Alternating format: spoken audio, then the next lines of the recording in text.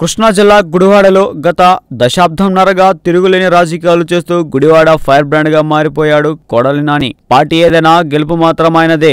దివంగత మాజీ సీఎం ఎన్టీఆర్ గతంలో ప్రాతినిధ్యం వహించిన గుడివాడ ఒకప్పుడు టీడీపీకి కంచుకోట.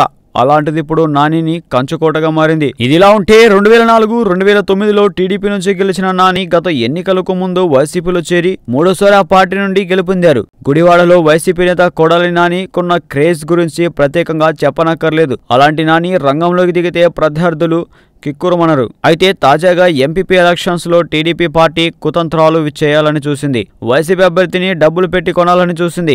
అయితే విషయం తెలుసుకున్న కొడాలి రంగంలోకి దిగారు. డబ్బులు ఎరవేసిన టీడీపీ నాయకులకు చుక్కలు చూపించారు. దీంతో అడ్డుకున్న వైసీపీ నేతలు కొడాలి నాని సత్తా చూసి ఆయనకు పూలమాల వేసి సత్కరించారు, సంబరాలు చేశారు. డబ్బులు ఎరవేస్తున్న టీడీపీ నాయకులకు నంద్యాలలో కూడా ఇదే రిపీట్ అవుతాదని వైసీపీ నేతలు సవాల్ విసురుతున్నారు.